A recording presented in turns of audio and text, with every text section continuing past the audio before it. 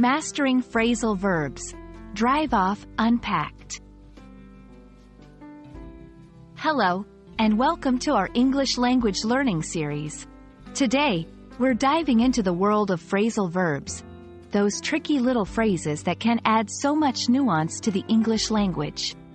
We'll be exploring the meaning behind the phrase, drive off, and how you can use it correctly in various contexts.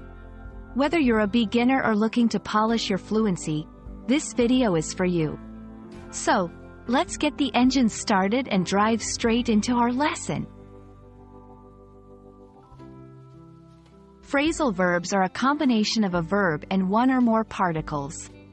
They can be quite challenging because the meaning of the phrase often differs from the individual meanings of the words. For example, drive is the act of operating a vehicle, and off can mean away from a place. But when combined as drive off, the meaning transforms into the act of leaving a place in a vehicle. When we use drive off in a literal sense, it simply means to depart in a vehicle. Imagine someone getting into their car and leaving a parking lot. They drive off from the lot. It indicates the action is starting in one location, with the intent of moving to a different one. It's important to note the preposition, off, suggests a certain decisiveness or finality to the departure. Drive off can also be used in a more figurative sense. For instance, if someone says, she managed to drive off her fears, they don't mean she got in a car with her fears and physically left them behind. Instead, it means she overcame or got rid of her fears.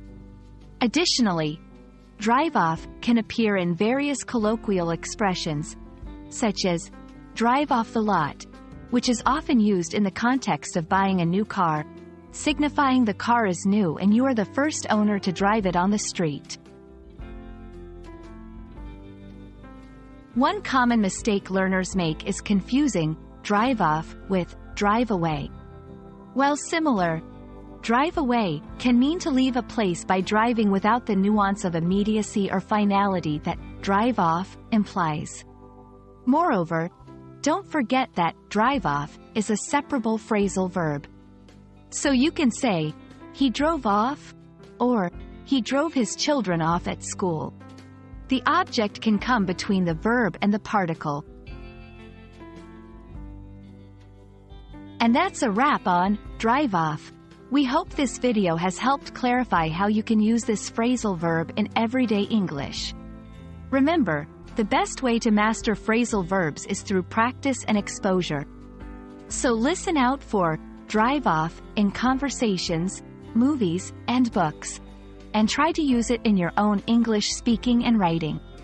Until our next lesson, keep practicing and drive your English skills to the next level.